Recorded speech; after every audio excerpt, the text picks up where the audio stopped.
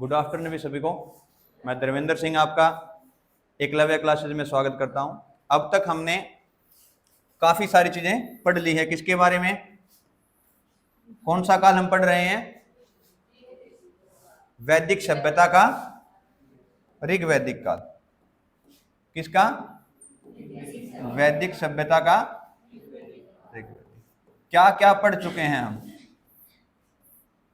थोड़ा सा उस पर डिस्कस करते हैं भाई। शुरुआत कहां से की थी हमने? नाम से, ठीक है, कहां से?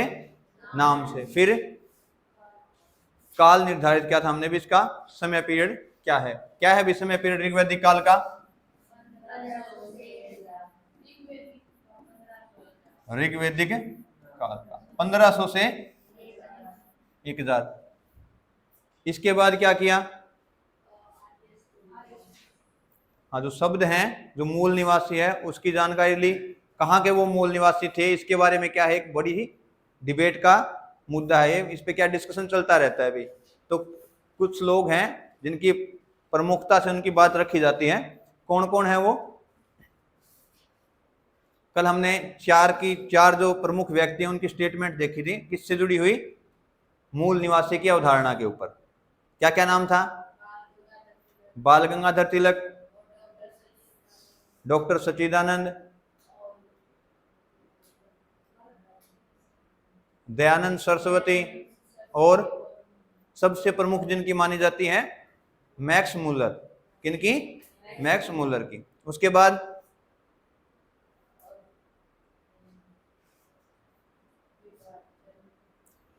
विभाजन किया था हमने। किसका? वैदिक सभ्यता का। वैदिक सभ्यता के बारे में पढ़ा था। इसके बाद क्या है, जो ऋग्वैदिक काल का समाज कैसा था, ठीक है, उसकी जानकारी हम आज करेंगे। इससे पहले राजनीतिक स्थिति कैसी थी वहां की, प्रशासनिक तरीका कैसा था, ठीक है, गांव वगैरह कैसे बसे हुए थे, और महिलाओं की दशा के बारे में पढ़ लिया? नहीं पढ़ा, हम अभी आगे करेंगे, ठीक है। तो आज हम शुरुआत करेंगे कहां से? समाज से। लिखना चाहो तो लिख सकते हो साथ में, क्योंकि मैंने आपको कहा है जितना लिखोगे उतना ही याद रहेगा, जल्दी याद होगा, ठीक है। यहाँ पे एक बार कोशिश करो। देखो, नोट्स मैं आपको दे दूंगा, हाथ से लिखो। इसमें वो नहीं है भी आपको नोट्स नहीं मिलेंगे, तो आपको नोट्स मिल जाएंगे, लेकिन इसमें ये नहीं भी आपको नोट्स में तो आप आलस कर जो किसका? लिखने का। तो आप कोशिश करो पहले यहाँ भी लिखो कुछ चीजें, और कुछ घर पे जाके भी लिखो। कोशिश क्या करनी है, जो मैं नोट्स दूं आपको, उन नोट्स को, जो आपने नोट्स बनाए हैं खुद अपने, उनके अंदर क्या करना है? कंपाइल करना, उनके अंदर जोड़ना है। दो चीजें होती हैं नोट्स के मामले में, एक तो नोट्स होता है और एक क्लास नोट्स होता है। क्या फर्क होता है पता है इस चीज के बारे में? नोट्स और क्लास नोट्स में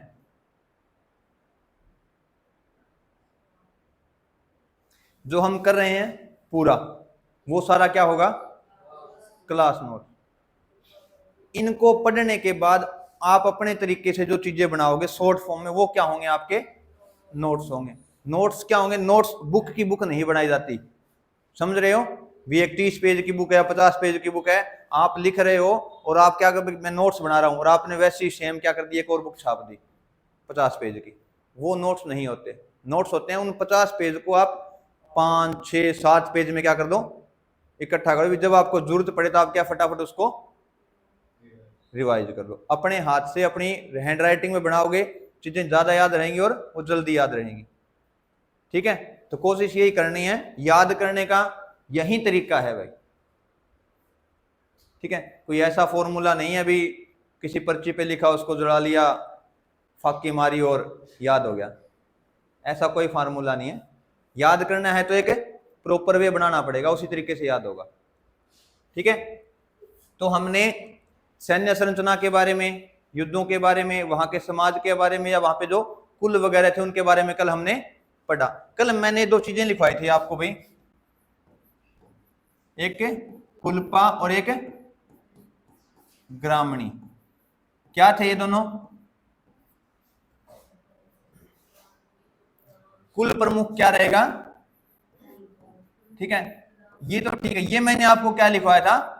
ग्राम। ये ग्राम नहीं आएगा भाई, ठीक है, इसमें थोड़ा सा चेंज कर लो भी। ग्राम में इसमें क्या रहेगा भी, कुछ कबीले ऐसे थे जो केवल किसके लिए रखे जाते थे? लड़ाई के लिए। जब भी राजा को जरूरत होगी सेना की तो वो उन कबीलों से क्या करेगा, जो प्रमुख व्यक्ति थे उनसे क्या कहेगा, आग्रह करेगा कि वहां से क्या करो, हमें सेना उपलब्ध करवाओ। तो उस पूरे इलाके के ऊपर जिसका अधिकार था वो क्या कहलाता था, ग्रामणी। मतलब ऐसे कबीले जो क्या करते थे, लड़ाई, उनका प्रमुख क्या होता था, ग्रामणी होता था।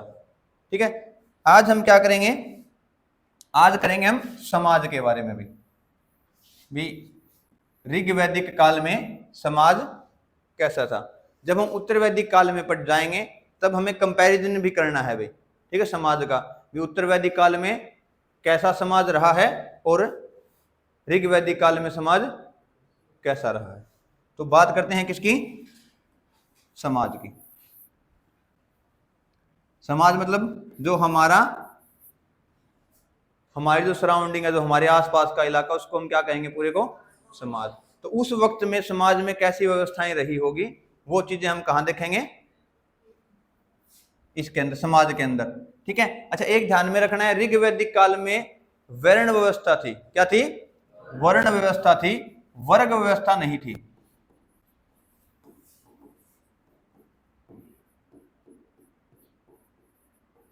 क्या ध्यान में रखना आपने, भी वर्ण तो थे लेकिन वर्ग नहीं थे।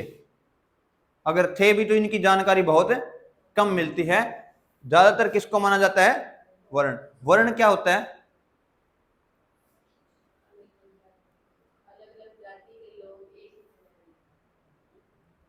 जातियां जब आ जाएंगी तो वो क्या हो जाएगा, वर्ग, वो वर्ग व्यवस्था आ जाएगी। वर्ण व्यवस्था का मतलब, वर्ण का सिंपल सा मतलब होता है रंग।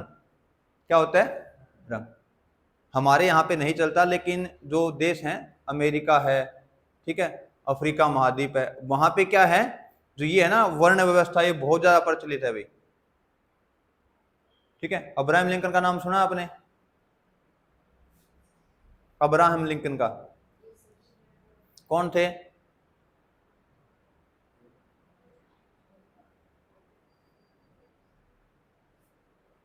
राष्ट्रपति थे अमेरिका के, पहले अश्वेत राष्ट्रपति। अश्वेत मतलब भी काले रंग के। ठीक है, वहां पे क्या है, अवधारणाएं चलती है काला रंग और गोरा। हमारे यहाँ पे भी है लेकिन समाज में नहीं है ऐसा। ठीक है, अगर हम किसी को काला कह देते हैं इसका मतलब वो ये नहीं है भी जाके उठा के थाने में शिकायत कर दे, लेकिन वहां पे ऐसा कल्चर है। अगर किसी को आप रंग भेद की टिप्पणी की जाती है तो वो कहाँ जा सकता है, पुलिस स्टेशन में जा सकता है। और बहुत कड़े कानून है भाई रंग भेद की नीति के ऊपर। ठीक है, तो बहुत पहले से चल रही है। वर्ण व्यवस्था क्या थी भी, समाज में क्या थे, दो वर्ण थे भाई। कितने थे, अब भी है दो वर्ण भाई। एक तो क्या रहेगा,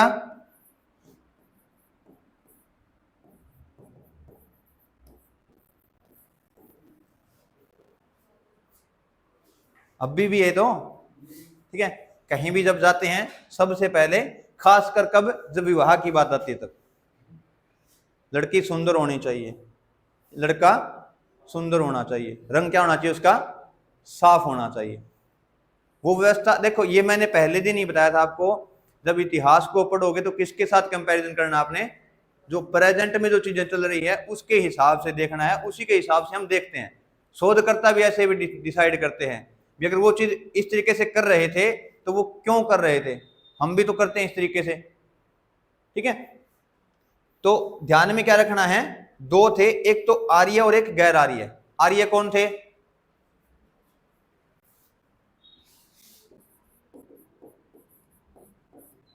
दूसरे गैर आर्य। अच्छा, आर्य आए कहां से थे, एक जो जो सिद्धांत माना गया है, कहां से आए थे वो, मध्य एशिया से।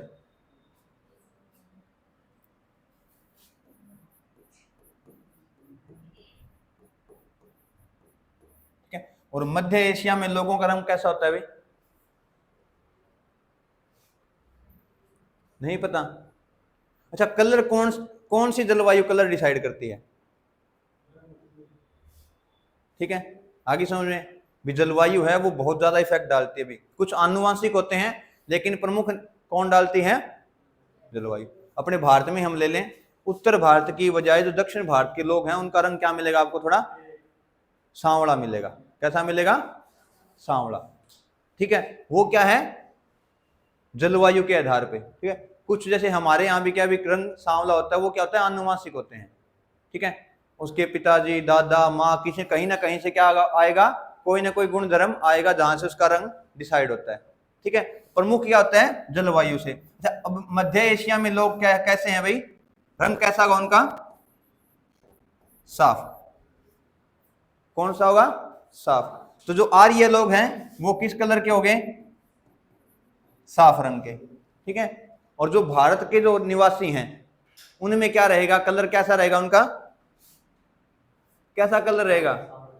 सांवला कहेंगे, ब्लैक नहीं कहेंगे, सांवला या गेरुआ। ये ध्यान में रखना है। कैसा मिलेगा आपको? या फिर क्या मिल सकता है आपको? गेरुआ कलर।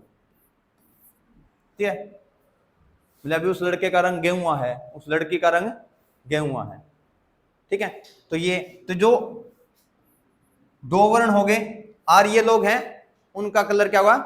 साफ, और जो गैर आर्य है उनका रंग सांवला। तो वर्ण व्यवस्था थी समाज के अंदर। इस तरीके से क्या थे? वर्ण डिसाइड थे लोगों के, वर्ग नहीं थे। ये ध्यान में रखना है। मिला भी है तो कहीं से थोड़ा बहुत जानकारी मिले। ज्यादातर किसकी जानकारी मिली है हमें? वर्ण की।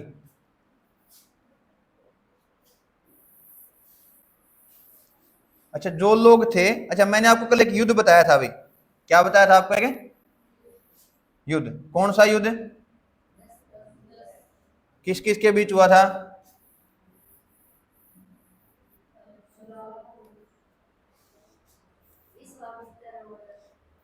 विश्वामित्र और सुदास के बीच। हाँ, और नाम था भाई, बताओ।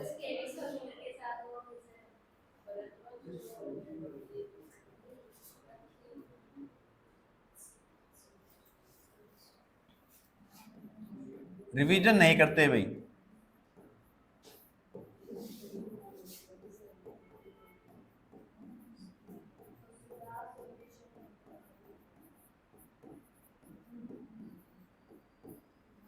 ठीक है, सुदास की तरफ कौन थे? ऋषि वशिष्ठ। और इनकी तरफ कौन थे? ऋषि विश्वामित्र। जब जीत होती है किसकी? सुदास की। इस युद्ध में कौन जीता? सुदास, राजा सुदास जीते। इन्होंने क्या किया? जितने भी लोग थे इनके ऊपर क्या हो गया? इनका अधिकार। क्या हो गया? अधिकार। जो मूल निवासी थे, कहां के? यहीं के, भारत के, जो गैर आर्य लोग थे उनको क्या कहा जाएगा? दस्यु। कल मैंने आपको बताया था, अभी दो नाम बताए थे मैंने, एक तो दास और एक दस्यु। जो गैर आर्य लोग थे लेकिन क्या थे? जो मूल निवासी थे इस जगह के, उनको क्या कहेंगे? दस्यु कहेंगे। और जो आर्य लोग थे, ठीक है, उनको क्या कहेंगे? दास। इन्होंने क्या किया? दास और दस्यु दो टर्म आएगी आपके पास। दास कौन से होंगे? आर्य लोग। और दस्यु जो उस युद्ध में गैर आर्य लोग थे वो। सुदास क्या था? इनके ऊपर अत्याचार क्या था? ज्यादा था सुदास का। क्यों था? क्योंकि वो तो क्या थे? उन जैसे ही थे भी। ये क्या मानते थे कि जो ये हैं दस्यु, इनसे थोड़े क्या है? वो श्रेष्ठ हैं। इसलिए क्या है? दस्यु का जिक्र मिलेगा आपको ऋग्वेद के अंदर। किस नाम से? दस्यु हत्या। ठीक है, आपसे पूछ ले ऋग्वेद में किसका जिक्र है दास के हिसाब से, तो दस्यु हत्या का जिक्र है। दस्यु हत्या कहां पे दर्ज है? तो वो कहां पे होगा? ऋग्वेद के अंदर। ठीक है, तो दास का जिक्र भी मिलेगा आपको। ठीक है, और दास का, जैसे दास हैं तो केवल पुरुष ही दास थे भाई, या महिलाएं भी दास बनाई जाती थी? ये बताओ भी। एक समाज में दास प्रथा है जो चल रही है, उसमें क्या केवल पुरुष थे या स्त्रियां भी थी, या महिलाओं को भी दास बना के रखा जाता? ठीक है, महिलाओं को भी क्या बनाया जाता था भाई? दास। लेकिन क्या था? केवल घरेलू काम करवाए जाते थे। क्या काम? घरेलू काम। ठीक है। उद्योग में या उस वक्त जो उद्योग रहे, जैसे रथ बनाना है, बुनकर है, ठीक है, उन कामों में इनका यूज नहीं किया जाता, या कृषि में भी यूज नहीं किया जाता, केवल घर के काम के लिए महिलाओं को क्या बनाता था, दास। अच्छा, एक ये भी ध्यान में रखना है भी, दास जो शब्द है ये ऋग्वेद कौन से मंडल में है, 10वें मंडल में, और उसको क्या कहते हैं अपन, पुरुष सूक्त। पुरुष सूक्त भी आ सकता है, और यह भी पूछा जा सकता है भी कौन सा मंडल था ऋग्वेद का, तो ऋग्वेद का 10वां मंडल, सूक्त कौन सा, पुरुष सूक्त के अंदर किसका जिक्र है, दास का। अच्छा, अब आपसे ये पूछ ले भी, दास जो है, जो दास प्रथा जो थी, ये शुरुआत में आई थी ऋग्वेद के, बीच में आई थी, या अंत में आई थी? आंसर दोगे उसके साथ आपको कारण भी बताना पड़ेगा। शुरुआत में, बीच में, या अंत में? लास्ट में। और कोई स्टार्टिंग वाला है कोई? बीच में शुरू हुई थी। अच्छा, लास्ट में हुई थी, तो बताओ लास्ट में क्यों हुई थी? हाँ, कारण क्या है, जो पहला और जो 10वां मंडल है वो सबसे बाद में जोड़ा गया था, किसके अंदर, ऋग्वेद के अंदर। तो इस वजह से हमने अंदाजा लगाया भी ये चीजें सबसे लास्ट में ऐड की गई हैं, तो ये क्या होगा, जो ऋग्वैदिक काल का अंतिम समय जो रहा है, तब क्या है, दास प्रथा ज्यादा प्रचलित रही होगी। ठीक है, दास प्रथा कहां पे जिक्र मिलेगा, पुरुष सूक्त में। नेक्स्ट है जातीय भेदभाव, था भाई?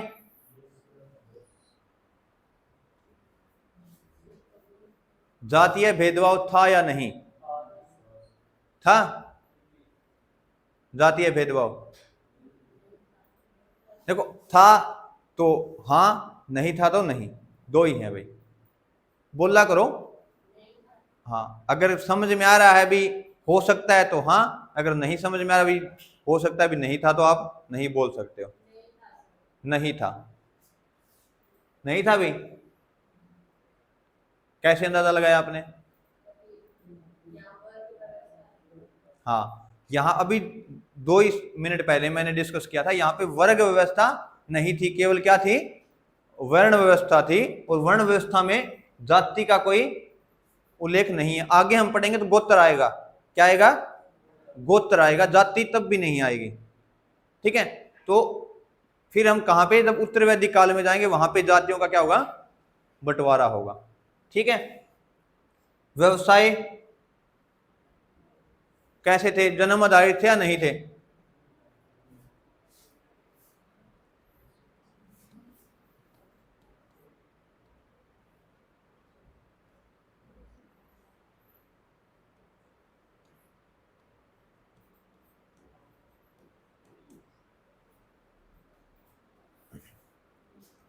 व्यवसाय है, व्यवसाय कौन कौन से प्रमुख थे? शिल्पकार का, बर्तन वगैरह जो मटके वगैरह बनाते थे वो। ठीक है, रथकार, रथकार बहुत फेमस था उस वक्त। ठीक है, जो रथ बनाते थे वो बहुत अच्छे माने जाते थे लोग। ठीक है, बुनकर भी थे, बढ़ईगिरी का काम भी करते थे लोग। बढ़ईगिरी समझते हो? नहीं समझते बढ़ईगिरी? जैसे आज हम अपने भाषा के साथ जो खाद्य का जो काम करते हैं, ठीक है, जो लकड़ी के जो काम करते हैं, गेट वगैरह, ठीक है, बेड वगैरह है, दरवाजे वगैरह जो बनाते हैं, वो क्या करते हैं, उनको हम क्या बोलते हैं, बढ़ई। बढ़ईगिरी का काम भी क्या था, भी तो लकड़ी के काम से जुड़ा हुआ वो। तो ये सारे काम क्या थे, व्यवसाय उस वक्त चलते थे। तो उसमें क्या भी, ये जन्म आधारित थी भी, प्रमुख लोग ही कर सकते थे, या फिर भी कोई भी कर सकता था? हाँ, कोई भी कर सकता था, जैसे अब भी है। ठीक है, कुछ एक चीजों को छोड़ के किसी को काम आता है, स्किल है, तो वो अपनी स्किल, कोई सी भी स्किल सीख सकता है वो। इसमें हमारे यहाँ पे जाति का भी ऐसा प्रभाव नहीं है, कोई भी काम है वो कोई भी काम सीख सकता है किसी भी तरीके से। ठीक है, तो जन्म आधारित नहीं थे, जो सीखना चाहे वो सीख सकता है। ऐसा कहा जाता है भी ऋग्वैदिक समाज के अंदर, कहाँ पे, ऋग्वैदिक समाज में, अगर एक घर में 4 लड़के हैं, कितने लड़के हैं, 4। अच्छा ये देखो भी, ये भी एक परंपरा ही है, एग्जाम्पल आते हैं वो किसके आते हैं, ज्यादातर लड़कों के आते हैं भाई। कारण क्या है, क्योंकि जो हमारा समाज है, जो हमारी बुक्स हैं, वो इसी तरीके से बनाई गई हैं सारी। आपको बहुत कम एग्जाम्पल मिलेंगे जिनको क्या है भी लड़कियों को क्या है आगे रख के एग्जाम्पल दिए जाते हैं। और जो नई एनसीईआरटी आ रही है उसमें थोड़ा सा ये क्या है भी चेंज आ रहा है।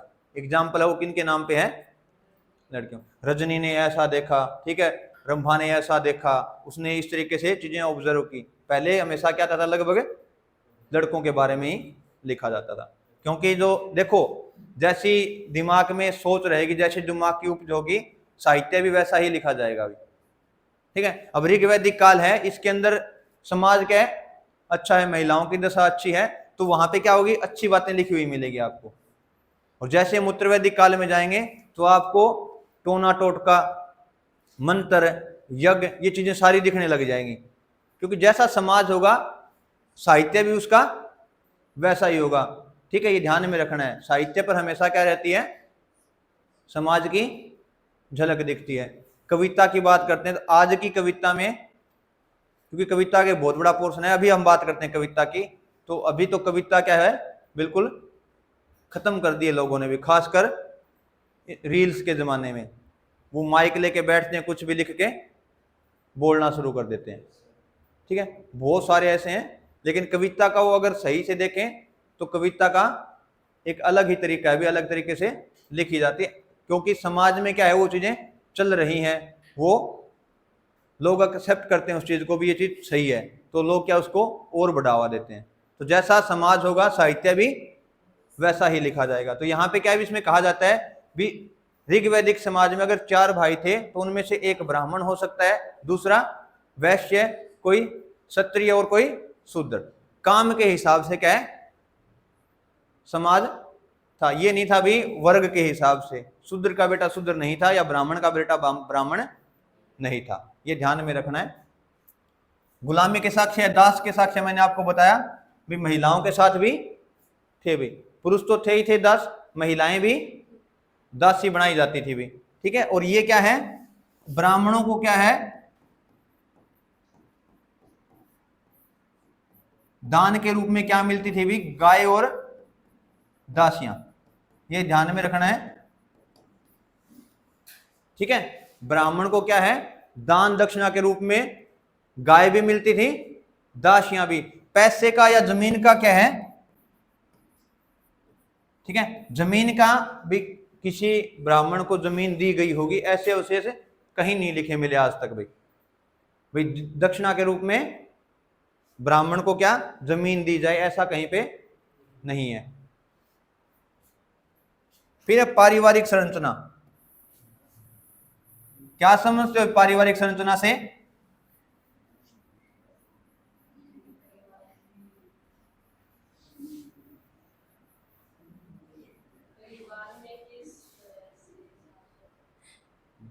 क्या हो गया भाई, ऐसा लिखा हुआ है तब हम ऐसा पढ़ रहे हैं, इसमें हंसने की बात नहीं है अभी, ठीक है। ये ब्राह्मण को दासियां कहा ना, तब से हंसी रही है, ठीक है। तो जैसा था समाज वैसे हमने, और ये हमें याद करना है, ठीक है। पारिवारिक संरचना भी, परिवार में संरचना कैसी थी भी, परिवार का प्रमुख कौन होता था, किसके तरीके से क्या है भी आदेश किसके होते थे, कौन मानने वाला होता था, तो वो चीजें किस में आएगी, पारिवारिक संरचना में। सबसे पहले तो जो परिवार है उसको क्या कहा जाता था, कुल। कुल का मैंने आपको बताया था कल, क्या होता है कुल भाई,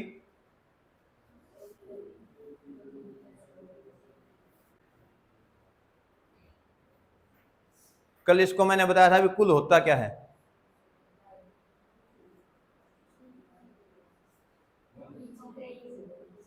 कुल का कुलपा, ठीक है। हाँ देसी में बता दो, कोई बात नहीं।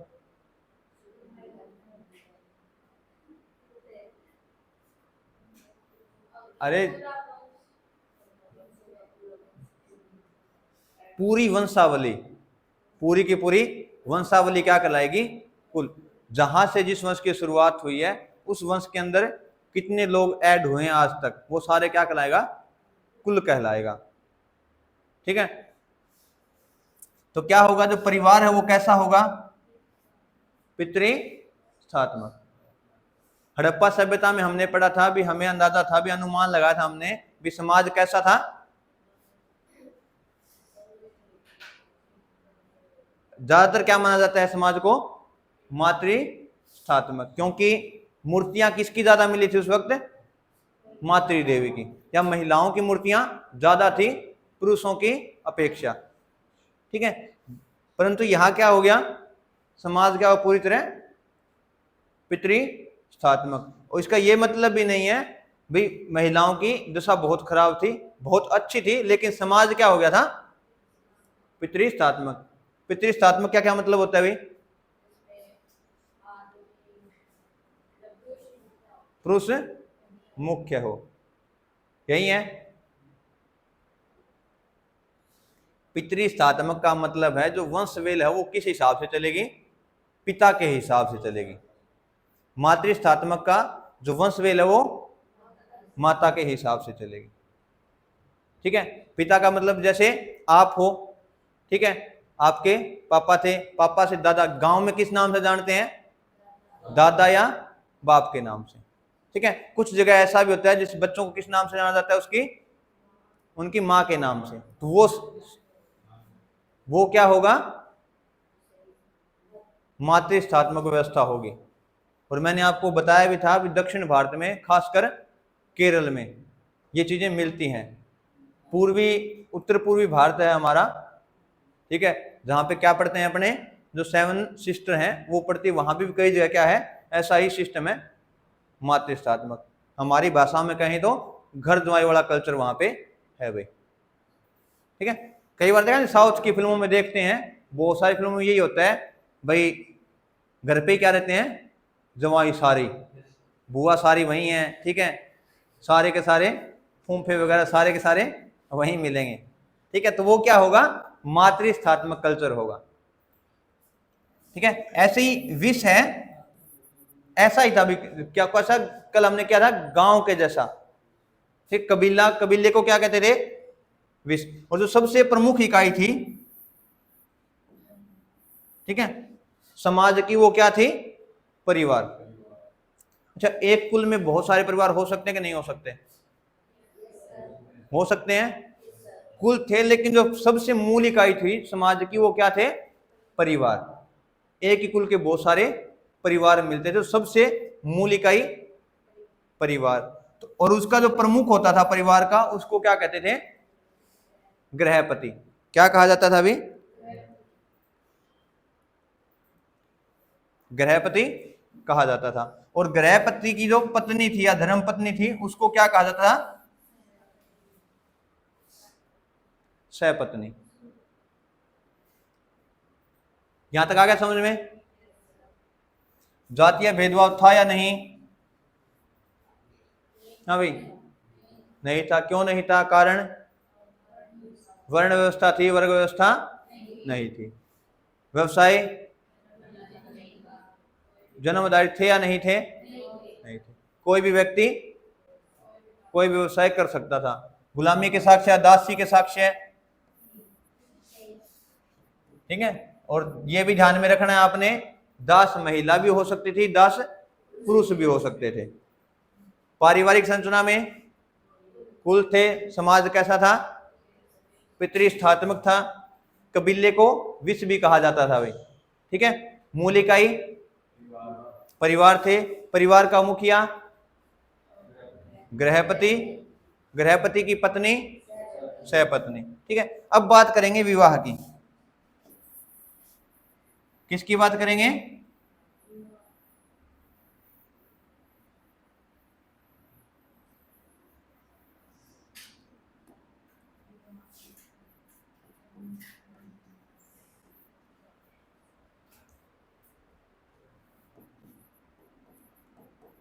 प्रचलित था कि नहीं था भाई, ऋग वैदिक काल में विवाह प्रथा प्रचलित थी कि नहीं थी, थी। क्या थी, थी। और विवाह कितने तरीके से होता था, दो तरीके के विवाह होते थे, एकल भी था और बहु। एकल विवाह और बहु विवाह। एकल विवाह में क्या था भी एक शादी एक ही बार की जाती थी। बहु विवाह में हाँ, दो शादियां भी किसी की, तीन शादियां भी कर सकता था कोई। अच्छा ये बताओ, एकल में तो पता है हमें भाई क्या होगा, एक पुरुष और एक महिला। अब बहु विवाह में क्या है भैया, केवल पुरुषों को ये अधिकार था, महिलाओं को भी अधिकार था बहु विवाह का।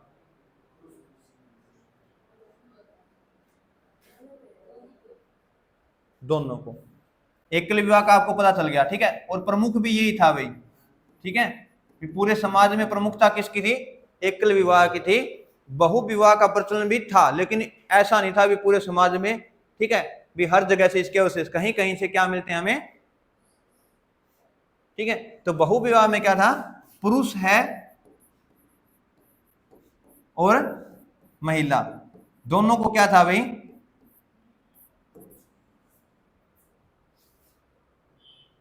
आजादी थी। पुरुष भी क्या है, कई जगह ऐसे मिले हैं, लिखे हुए अवशेष मिले हैं, इस चीज के साक्ष्य मिले हैं कि पुरुषों ने भी क्या किए हैं, बहु विवाह। और कई जगह क्या मिला है, महिलाओं का भी मिला है, महिलाएं भी क्या करती थी, बहु विवाह। महिलाओं के बारे में आएगा तो कहते हैं भी सूर्य की बहन सूर्या, ठीक है, इसने क्या किया था भी, अश्विनी कुमारों से क्या की थी, शादी। अश्विनी कुमार हैं, ये दो भाई थे वे, कितने भाई थे, दो, ठीक है। यही एग्जाम्पल है और यही मिलता है भी, और कोई एग्जाम्पल ऐसा नहीं मिलता, लेकिन ये था भी प्रचलन में था ये, ठीक है। तो विवाह की जानकारी मिल गई आपको, विवाह कैसे थे, एकल भी था और बहु। प्रमुख कैसे थे, केवल एकल विवाह। नेक्स्ट है फिर महिलाओं की दशा। भी महिलाओं की दशा समाज में कैसी थी, अच्छी थी या बुरी थी भाई, अच्छी थी। कैसे कह सकते हो आप अच्छी थी, मीडियम थी। और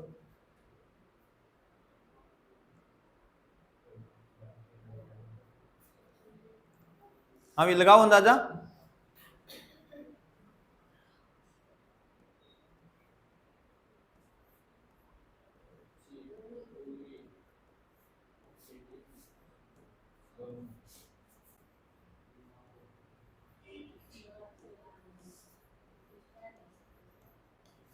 कुछ कह नहीं सकते। इनके हमारे पास लिखित साक्ष्य है, तो हम ये नहीं कह सकते भी, कह नहीं सकते, या तो अच्छी या बुरी। तो जैसा समाज के बारे में देखा जाता है, समाज में महिलाओं को देखा जाता है, उस हिसाब से इसमें क्या था भी, महिलाओं की दशा अच्छी थी भाई, ठीक है। अच्छा किसी महिला, जैसे हमारे समाज की बात करें, महिलाओं की दशा अच्छी है, इसका क्या पैमाना रहेगा, एक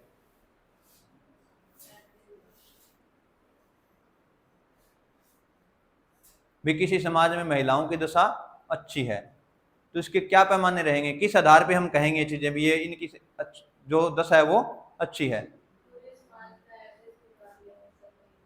एवरेज निकालेंगे समाज का, किस चीज पे, क्या बेसिक रखेंगे रेशो निकालने का, हैं बोलो बोलो, कोई नहीं। देखो दिमाग खोलना है, खोल के पूरा अच्छे से सोचना है समाज के बारे में। अभी जैसे हम हैं, ठीक है, अब आज जैसे आप बैठे हो, ठीक है, आप यहाँ पे हो, कुछ समाज ऐसे हैं लड़कियों को घर से बाहर नहीं निकलने देते, तो इसका मतलब आपकी दशा अच्छी है, उनकी दशा अच्छी है, दशा अच्छी है। लिखने का, आपको पढ़ने लिखने का क्या आपको अधिकार है, तो आपकी दशा अच्छी है क्या बुरी, तो इस आधार पे पैमाने बनाए गए हैं समाज के भी। अगर आजादी है महिलाओं को उनको काम करने की, तो उनकी दशा कैसी है, अच्छी है, ठीक है। तो यहां भी क्या था, ऐसा ही था, समाज तो क्या था, पितृस्थात्मक था, लेकिन महिलाओं की दशा क्या है, अच्छी थी भाई।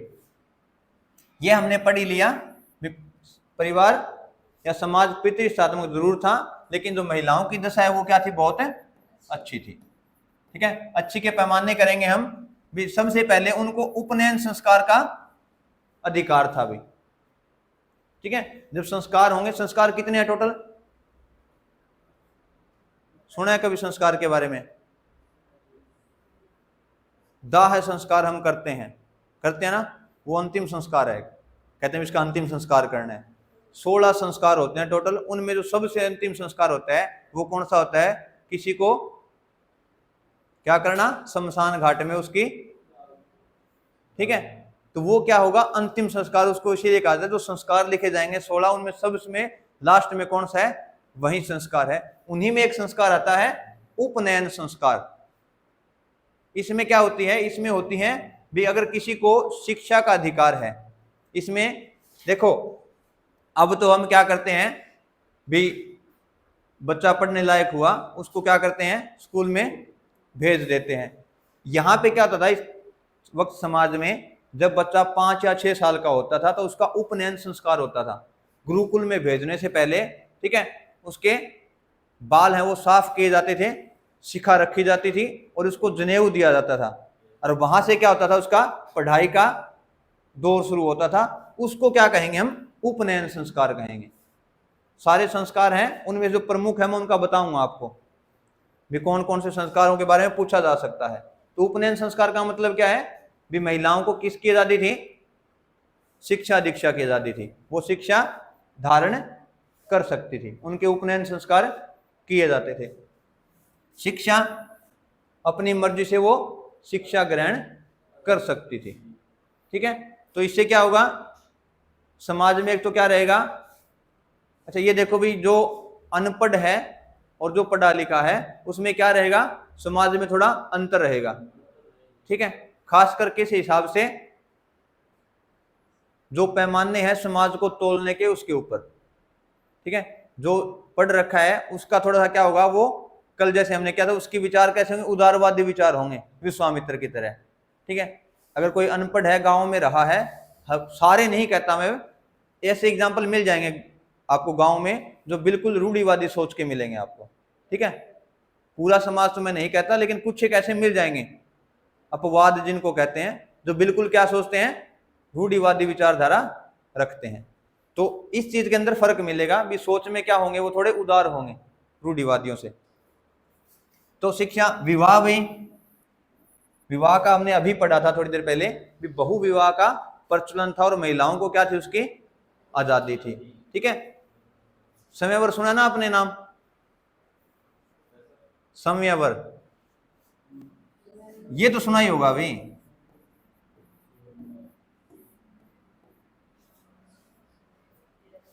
इसका मतलब क्या होता है? अपने वर का चयन खुद करना। तो ऐसी इनको आजादी थी भी, वो अपने वर का चयन खुद कर सकती थी। ये भी बहुत बड़ी आजादी है ये अभी आज के समाज में भी नहीं है चीज। ठीक है, बहुत रेयर चांसेस हैं भी इस चीज को माना जाता है। ठीक है, खासकर अपने हरियाणा में तो क्या हो जाता है? ऑनर किलिंग हो जाती है भाई। ऑनर किलिंग का मतलब पता है क्या होता है? ये नाम सुना है भी किसी ने?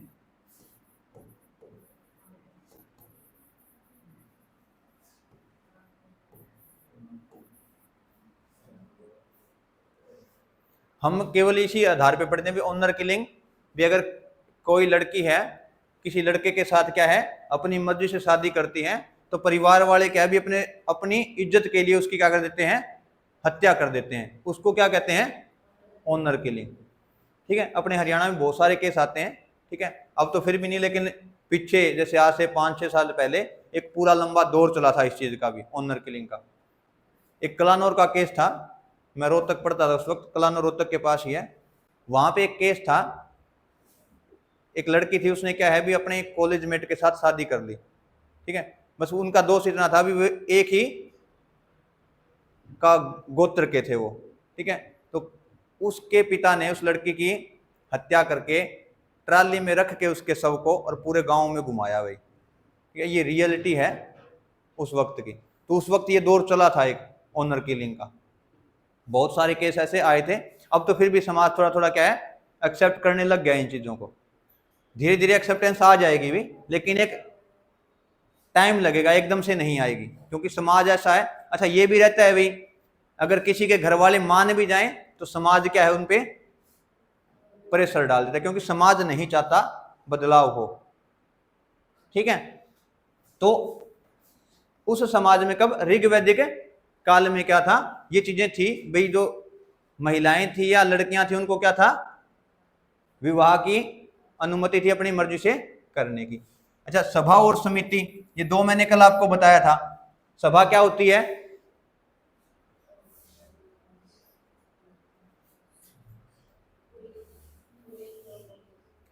कुलीन लोगों की सभा। कुलीन लोग थे, कुलीन कौन, जो खुद को श्रेष्ठ या ऊंचा मानते थे समाज में, उन लोगों की क्या थी, सभा थी भाई। ठीक है, और समिति क्या थी भाई, साधारण लोगों की सभा। ठीक है, इन दोनों में क्या था, अनुमति थी किसको, महिलाओं को। वो सभा में भी भाग ले सकती थी और समिति में भी। अच्छा ये ध्यान में रखना, ऐसा नहीं था भाई जनसाधारण से कोई महिला उठ के आई और वो सभा में चली गई। सभा का मतलब है कुलीन लोगों की, तो कुलीन महिलाएं ही केवल सभा में जा सकती थी। ठीक है, अच्छा ये कुछ नाम है, ये आपने ध्यान में रखना है भाई, ये एग्जाम में आते हैं। ये महिलाओं के नाम है, उस वक्त जो प्रमुख महिलाएं रही है।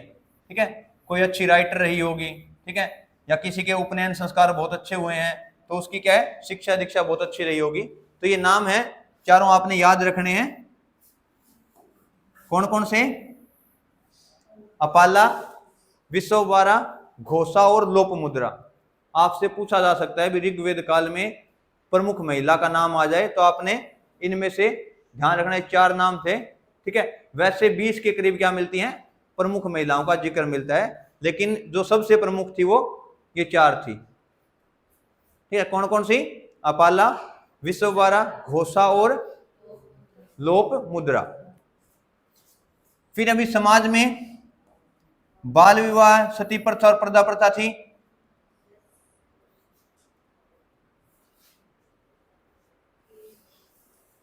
समाज में महिलाओं की दशा कैसी है भाई, अच्छी है, ये हमने पता कर लिया, अच्छी है। तो इसके हिसाब से लगाओ, ये चीजें हो सकती है।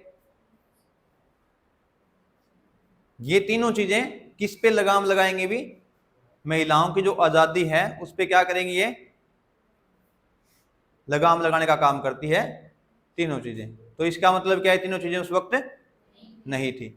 बाल विवाह भी नहीं था भाई। क्या होता है बाल विवाह, छोटी उम्र में शादी कर देना।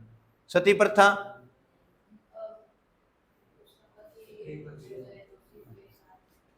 जैसे राजपूत जो समाज है उसमें क्या है, हम पढ़ेंगे राजपूतों के बारे में, वहां पे जौहर प्रथा थी और उसको बहुत फेमस माना जाता था। वो एक तरीके का क्या था भी, वो सती प्रथा ही थी। ठीक है, उसमें क्या था, सती प्रथा में क्या होता है भाई, अगर किसी महिला का पति है वो मर गया है तो उसकी चिता के साथ वो क्या करती थी, अपना खुद भी क्या है वो अपना शरीर जला लेती थी। किसके साथ, पति के साथ। हमेशा क्या होता था, अपनी इच्छा से नहीं होती थी चीजें, कभी बिना इच्छा के भी। तो इसलिए कहा जाता है, कई जगह ऐसे भी मिला है। अच्छा ये चीज ना, सती प्रथा किसने बंद करवाई थी भारत में, किस व्यक्ति का प्रमुख योगदान रहा था,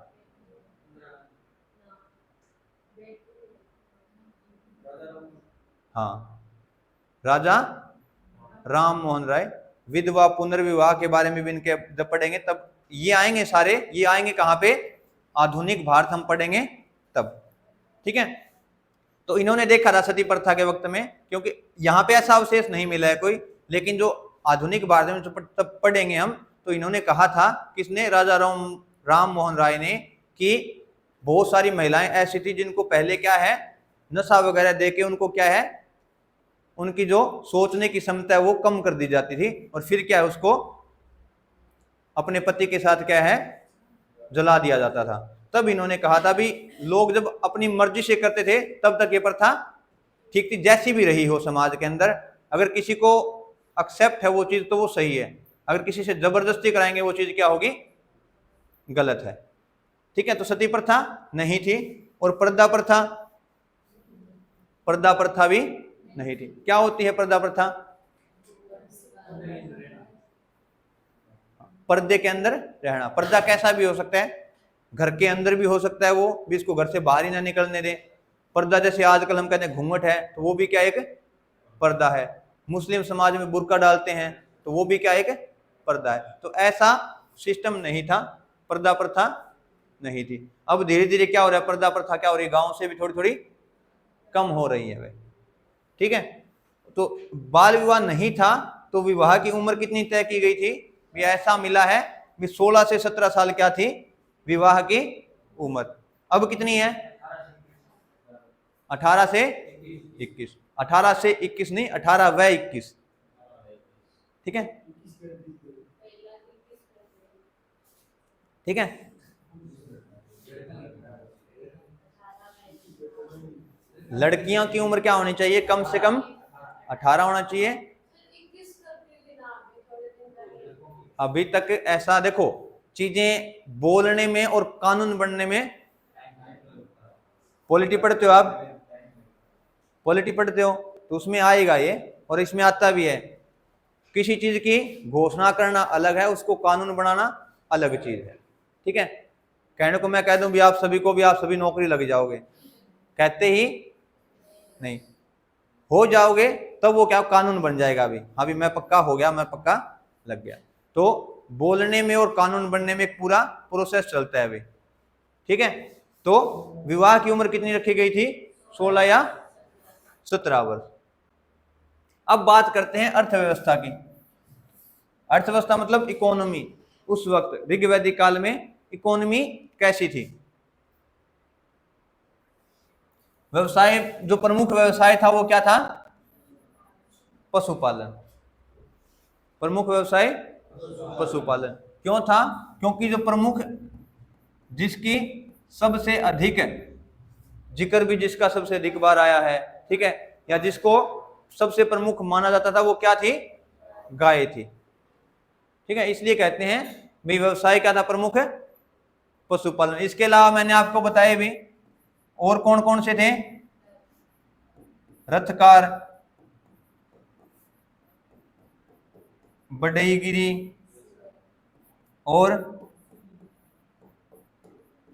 शिल्पकार, बुनकर। ये प्रमुख क्या थे? व्यवसाय थे भाई।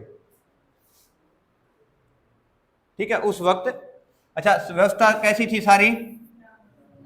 ग्रामीण। हड़प्पा कैसी थी?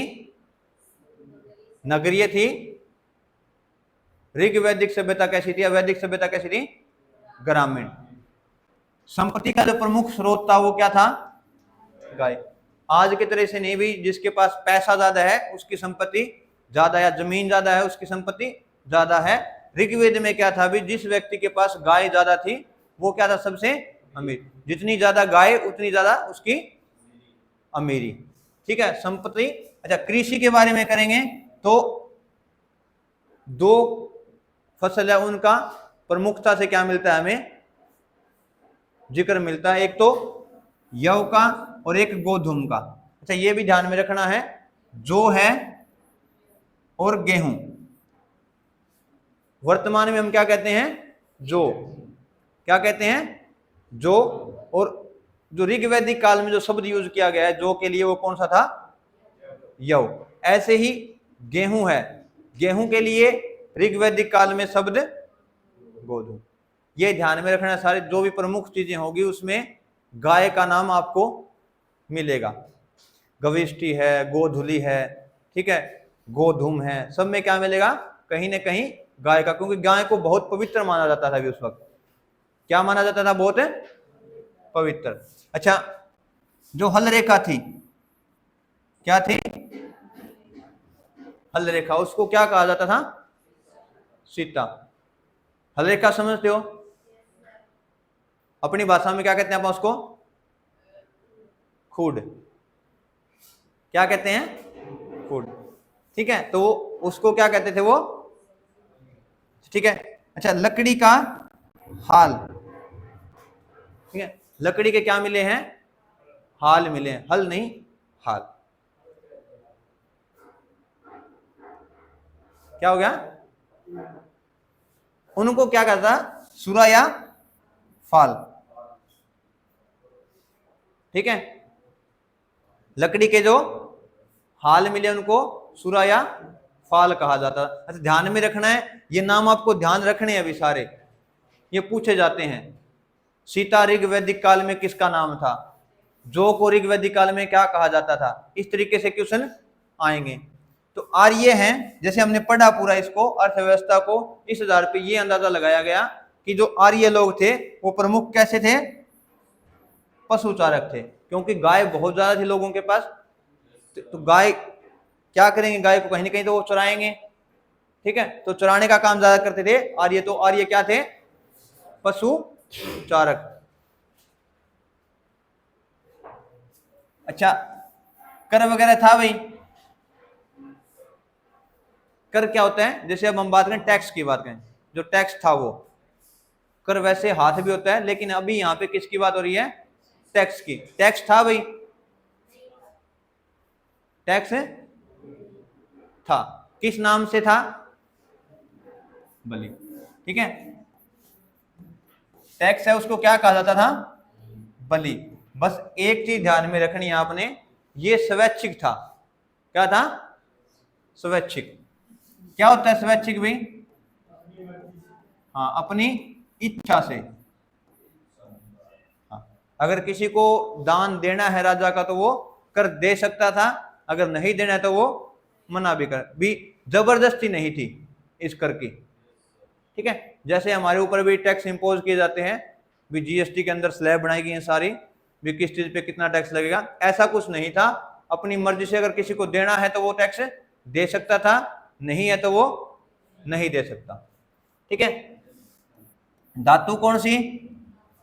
तांबा और कांसा। लोह धातु का पता था इनको भाई?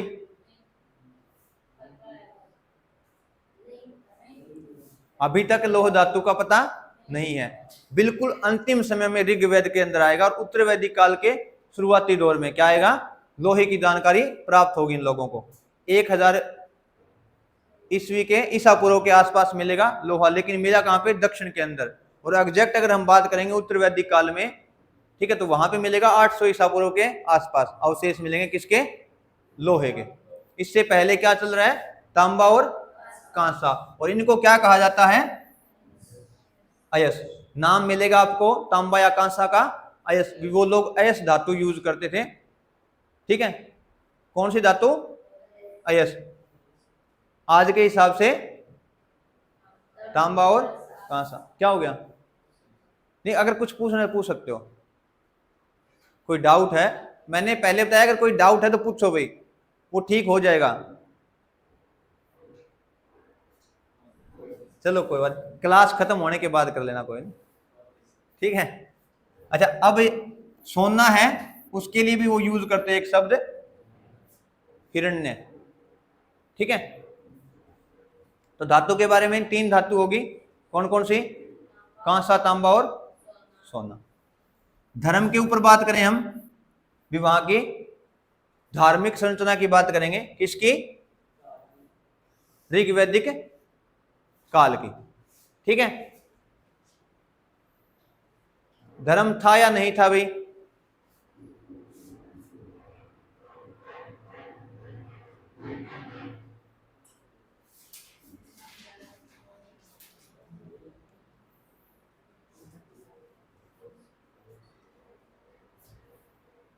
था, थे, धर्म थे, लेकिन क्या थे वो लोग? किसकी पूजा करते थे?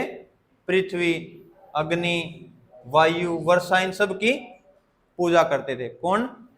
ऋग्वैदिक काल के लोग। और देखो अब भी हम क्या करते हैं, इनकी मूर्तियां बनाते हैं, बनती है ना मूर्तियां।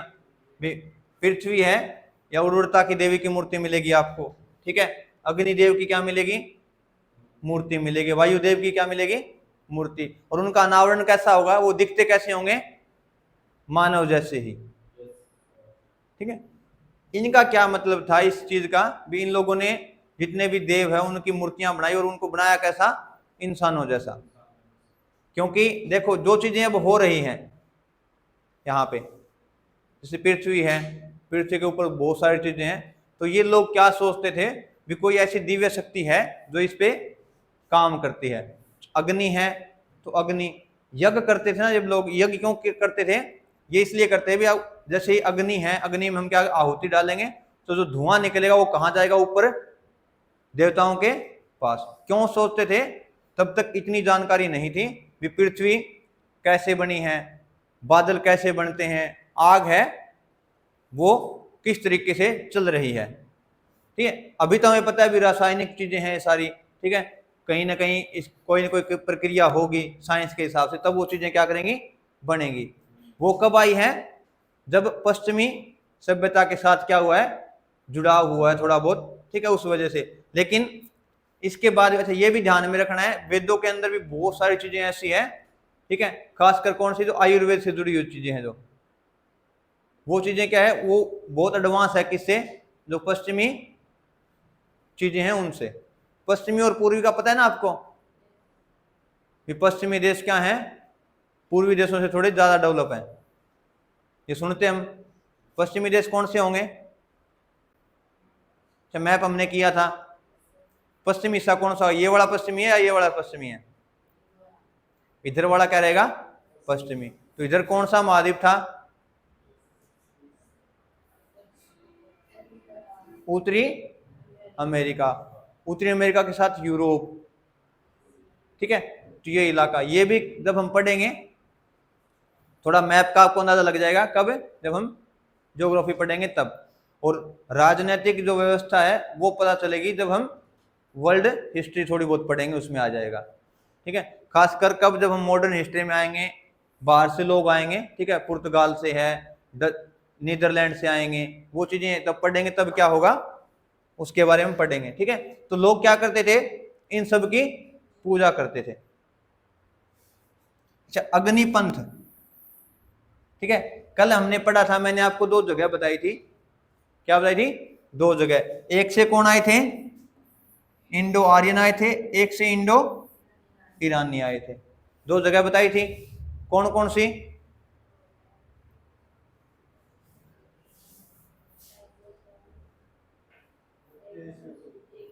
एक एड्रोनोवो और एक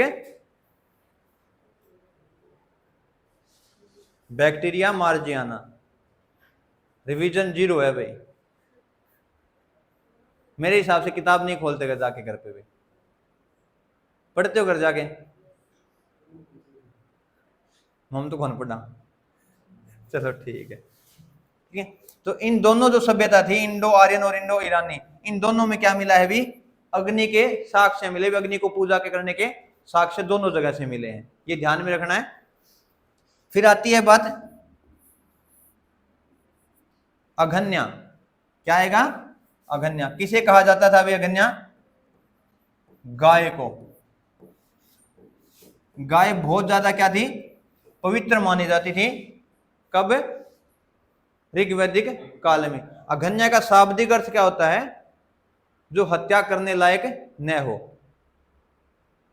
ब्याह से पूछ लिया अघन्या का क्या मतलब है, तो जो हत्या करने लायक न हो या जिसकी हत्या न की जाती हो, वो क्या होगा, अघन्या। और अघन्या शब्द किसके लिए यूज होता था, गाय के लिए। गविष्टि है, ये भी यूज होता था युद्ध के लिए। गविष्टि किसके लिए यूज होता था, युद्ध के। जल्दी मत किया करो भाई, ठीक है।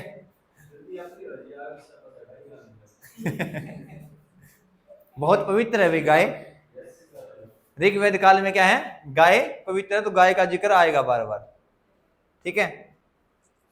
गविष्टि जो युद्ध होते थे, जो गायों के लिए लड़े जाते थे, ठीक है। अब देखो प्रमुख चीज क्या है यहाँ पे, गाय है, तो युद्ध कैसे होंगे, गायों के लिए ही युद्ध होंगे भाई।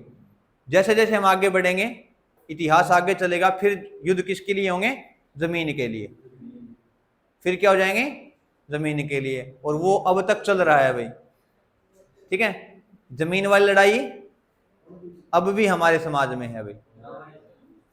ठीक है, तो जो युद्ध गायों के लिए किए जाते थे वो क्या कहलाते थे?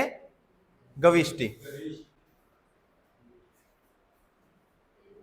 हाँ, एक ये स्लाइड कर लें बस, ठीक है भाई, फिर क्लास बंद करेंगे। ऋग वैदिक काल पूरा हो जाएगा, फिर हम कल से शुरू करेंगे किसको? उत्तर वैदिक काल को। और जैसे ही उत्तर वैदिक काल खत्म होगा, पूरे का क्या रखेंगे? एक अपन MCQ बेस्ड टेस्ट रखेंगे भी। ठीक है, अच्छा, देवी और देवता थे भाई? थे।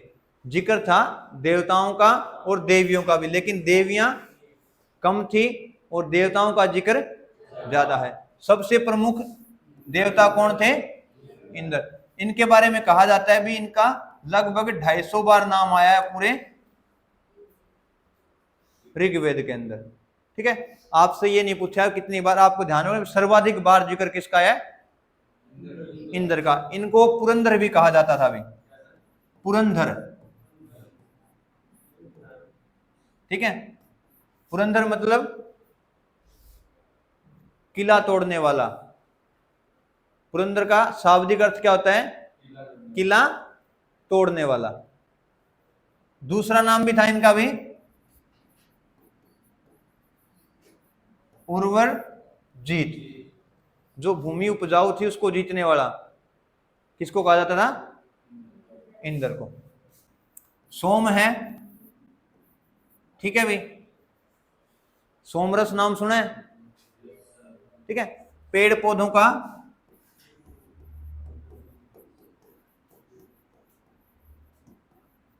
ठीक है, पेड़ पौधों का देवता कौन था? सोम।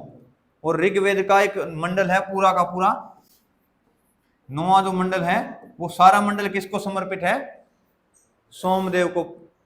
ठीक है, एक सोमरस बनाया जाता था अभी। अभी तो हम कहते हैं भी सोमरस क्या होगा? कोई मादक पदार्थ ऐसा रहा होगा। ठीक है, लेकिन ये नहीं कह सकते भी आज के वक्त में जो जैसे शराब है वैसा वो नहीं रहा होगा। ठीक है, वैसे आज के अवधारणा में ऐसे रखते हैं भी सोमरस कैसा होगा? भी शराब जैसा ही कुछ ऐसा रहा होगा, लेकिन हाँ, भी मादक पदार्थ नशीला तो था, लेकिन ये नहीं था भी जैसे अब बात है वो हो सकता है किसी चीज का ऐसी कोई औषधि रही होगी जिससे वो बनता हो। अग्नि,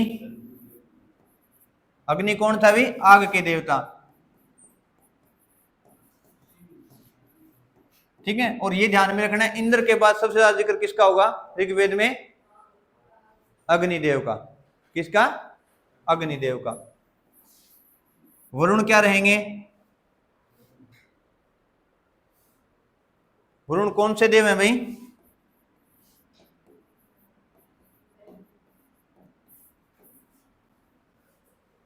ठीक है, अच्छा, इनका आपने थोड़ा ध्यान में कर लेना भी, ये 3 नाम आपने पूछ सकते हैं, सावित्री, अदिति और उषा। ठीक है, कई जगह पे ये अभी हमने क्या पढ़ा है भी सावित्री क्या है?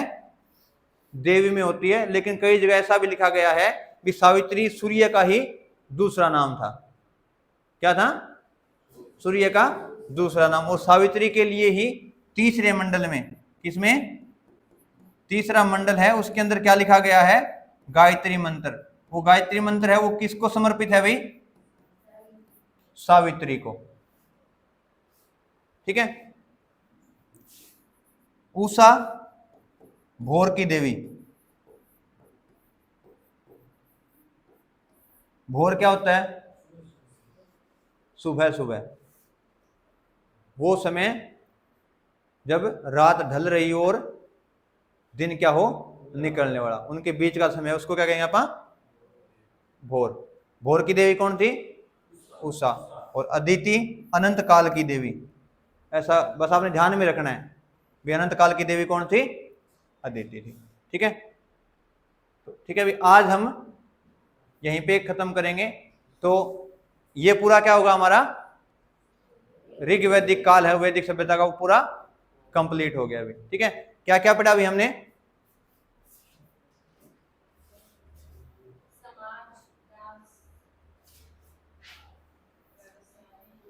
हमने समाज से शुरुआत की। ठीक है, वर्ण व्यवस्था के बारे में पढ़ा, दास के बारे में, इनका जिक्र कहां पे है, ठीक है। वर्ण व्यवस्था के बारे में पढ़ा था, जाति ठीक नहीं थी ये पढ़ा, व्यवसाय के बारे में, और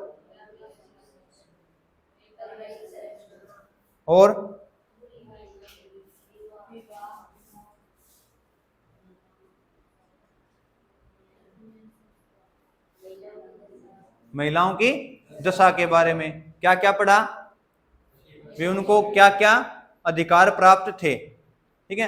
कुछ कुरीतियां थी, वो थी या नहीं थी इसके बारे में हमने पढ़ा, विवाह की उम्र क्या थी वो भी हमने, ठीक है। फिर अर्थव्यवस्था के बारे में पढ़ा, व्यवसाय वहां पे कैसा था, ठीक है, कृषि कैसे की जाती थी, कौन कौन सी फसलों की उनको जानकारी थी।